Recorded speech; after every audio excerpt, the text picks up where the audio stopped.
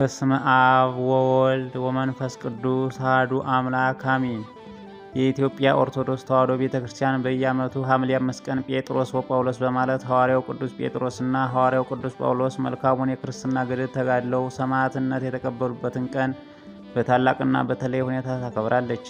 ክርስትናን በማስፋፋት ከፍተኛውን ሚና የተጫወቱት እነዚህ ቅዱሳን አባቶች በመጽሐፍ ቅዱስ ውስጥ መልእክታትን ጽፈዋል።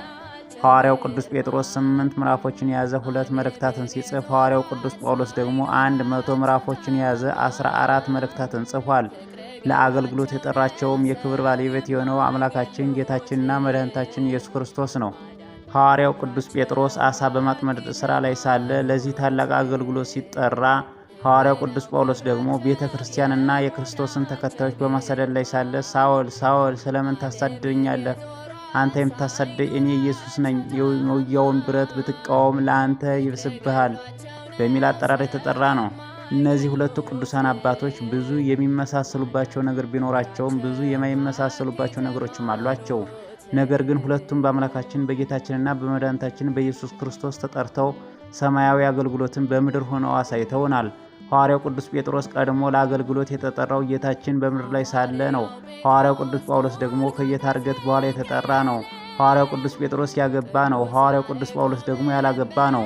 ሐዋርያው ቅዱስ ጴጥሮስ መጽሐፍ የማያውቅና ያልተማረ ነው። መጽሐፍ ቅዱስም እንዲህ ይለናል፣ የካህናት አለቆችና ሹማምንቶች ጴጥሮስና ዮሐንስን በግልጥ እንደተናገሩ ባዩ ጊዜ መጽሐፉን የማያውቁና ያልተማሩ ሰዎች እንደሆኑ አስተውሉ፣ አደነቁ ይላል ሐዋርያት ምዕራፍ 4 ላይ። ሐዋርያው ቅዱስ ጳውሎስ ደግሞ ፈጽሞ የተማረና ሕግንም ጠንቅቆ ያውቅ የነበረ ሰው ነው። መጽሐፍ ቅዱስም እንዲህ ይለናል፣ እኔ የኪልቅያ በምትሆን በጠርሴስ የተወለድሁ በዚህችም ከተማ በገማልያ እግር አጠገብ ያደሁ የአባቶችንም ሕግ ጠንቅቄ የተማርሁ ዛሬውንም እናንተ ሁሉ እንድትሆኑ ለእግዚአብሔር ቀናተኛ የሆንሁ አይሁዳዊ ሰው ነኝ። እንግዲህ በእግዚአብሔር ፊት እግዚአብሔርንና ቤተ ክርስቲያንን ለማገልገል ቀድሞ መጠራት በጋብቻ መኖርና መጽሐፍን ጠንቅቆ አለማወቅ መመዘኛ ሊሆን አይችልም። በአንጻሩም በመጨረሻው ሰዓት መጠራት በጋብቻ ለመያዝና መጽሐፍትን ጠንቅቆ ማወቅ መመዘኛ ሊሆን አይችልም። በፈቃደ እግዚአብሔር መኖርና የእግዚአብሔርን ሕግ በሚገባ ተከትሎ መገኘት ካለ ያገባም ያላገባም የተማረም ያልተማረም እንዲሁም ቀድሞ የተጠራም አመሻሽቶ የተጠራም ሁሉም በእግዚአብሔር ዘንድ ተቀባይነት አላቸው። ሁለቱም ሐዋርያት ካጠራራቸው ጀምሮ የተለያዩ ሁኔታ ቢታይባቸውም ለእግዚአብሔር አገልግሎት ግን በተሰጣቸው ሥራ ድርሻ በታማኝነት ያገለግሉ ናቸው። ከላይ በመግቢያው ላይ እንደተገለጸው ሐዋርያው ቅዱስ ጴጥሮስና ሐዋርያው ቅዱስ ጳውሎስ የሚመሳሰሉበት ሁኔታ ከዚህ እንደሚከተለው ይሆናል። አንደኛ፣ ሁለቱም አይሁዳውያን ናቸው። ሐዋርያው ቅዱስ ጴጥሮስ አይሁዳዊ ለመሆኑ ሐዋርያው ቅዱስ ጳውሎስ የጻፈውን መልእክት ስንመለከት እንዲህ ይለናል፣ ነገር ግን እንደ ወንጌል እውነት በቅንነት እንዳልሄዱ ባየሁ ጊዜ በሁሉ ፊት ኬፋን አንተ አይሁዳዊ ሳለህ በአይሁድ ኑሮ ያይደለ በአሕዛብ ኑሮ ብትኖር አሕዛብ በአይሁድ ኑሮ ሊኖሩ እንዴት ግድ አልሃቸው አልሁት ይላል ገላትያ ምዕራፍ 2 ላይ። ሐዋርያው ቅዱስ ጳውሎስ አይሁዳዊ ለመሆኑ እንዲህ በማለት ባስተላለፈው እውነት ለማወቅ ይቻላል። በ8ኛው ቀን የተገረዙ ከእስራኤል ትውልድ ከብንያም ወገን ከዕብራውያን ዕብራዊ ነኝ፣ ስለ ሕግ ብትጠይቁ ፈሪሳዊ ነበርሁ ይለናል በፊልጵስዩስ መልእክቱ ላይ።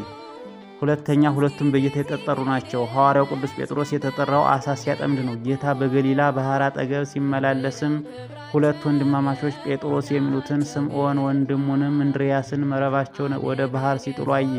አሳ አጥማጆች ነበሩና እርሱም በኋላዬ ኑና ሰዎችን አጥማጆች እንድትሆኑ አድርጋችኋለሁ አላቸው። እነርሱም ወዲያውኑ መረባቸውን ትተው ተከተሉት ይላል ማቴዎስ ምዕራፍ 4 ላይ።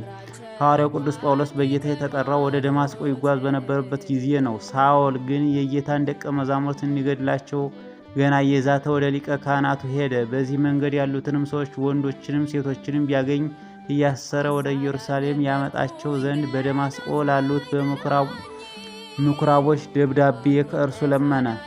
ሲሄድም ወደ ደማስቆ በቀረበ ጊዜ ድንገት በእርሱ ዙሪያ ከሰማይ ብርሃን አንጸባረቀ። በምድርም ላይ ወድቆ ሳለ ሳኦል ሳኦል ስለምን ታሳድደኛለህ የሚለውን ድምፅ ሰማ።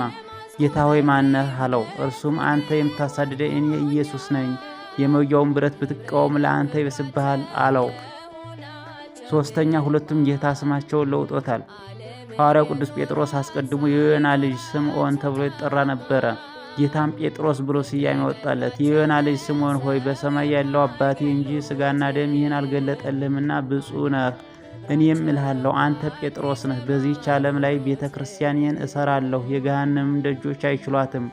ሐዋርያው ቅዱስ ጳውሎስም አስቀድሞ ለአገልግሎት ሲጠራ ስሙ ሳውል ተብሎ ይጠራ ነበር። በምድርም ላይ ወድቆ ሳለ ሳውል ሳውል ስለምን ታሳድደኛለህ የሚለውን ድምፅ ሰማ። በአገልግሎቱ ጽናት ጳውሎስ የሚል ስያሜም ተሰጠው።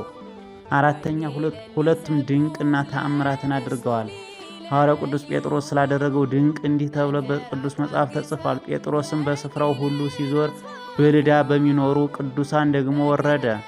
በዚያም ከ8 ዓመት ጀምሮ በአልጋ ላይ ተኝቶ የነበረውን ኤንያ የሚሉትን አንድ ሰው አገኘ። እርሱም ሽባ ነበረ። ጴጥሮስም ኤንያ ሆይ ኢየሱስ ክርስቶስ ይፈውሳል፣ ተነሳ፣ ለራስህም አንጥፍ አለው። ወዲያውም ተነሳ። በልዳና በሰሮናም የሚኖሩ ሁሉ አይተውት ወደ ጌታ ዘወር አሉ። ሐዋርያው ቅዱስ ጳውሎስ ታላቅ ታምራቶችንና ድንቅ ስለማድረጉ እግዚአብሔርን በጳውሎስ እጅ የሚያስገርም ታምራት ያደርግ ነበረ። ስለዚህም ከአካሉ ጨርቅ ወይም ልብስ ወደ ድውዮች ይወስዱ ነበረ፣ ደዌያቸውም ይለቃቸው ነበረ፣ ክፉዎች እና መናፍስትም ይወጡ ነበረ። አምስተኛ ሁለቱም ሙታን አስነስተዋል።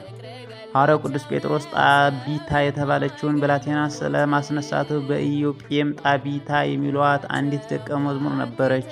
ትርጓሚውም ዶርቃ ማለት ነው። እርሷም መልካም ነገር የሞላባት ምጽዋትም የምታደርግ ነበረች። በዚያም ወራት ታመመችና ሞተች። ጴጥሮስም ሁሉን ወደ ውጭ አስወጥቶ ተንበርክኮም ጸለየ። ወደ ሬሳውም ዘወር ብሎ ጣቢታ ሆይ ተነሺ አላት። እርሷም ዓይኖቿን ከፈተች። ጴጥሮስም ባየች ጊዜ ተቀመጠች። እጁንም ለእርሷ ሰጣ፣ አስነሳት። ቅዱሳንና መበለቶችም ጠራ፣ ሕያዋንም ሁና በፊታቸው አቆማት። ሁለቱም ሰማዕት አክሊል አግኝተዋል። ሐዋርያው ቅዱስ ጴጥሮስ በ67 ዓመት በኒሮን ቄሳር እጅ ቁልቁል ተሰቅሎ ሕይወቱን አጥቷል፣ ሰማዕትነትንም ተቀብሏል። ሐዋርያው ቅዱስ ጳውሎስ በ67 ዓመተ ምህረት በኒሮን ቄሳር እጅ አንገቱን ተቆርጦ ሕይወቱን አጥቷል፣ ሰማዕትነትን ተቀብሏል። የቅዱሳኑ በረከት ዘወትር ከእኛ ጋር ይሁን። ወስብሐት ለእግዚአብሔር።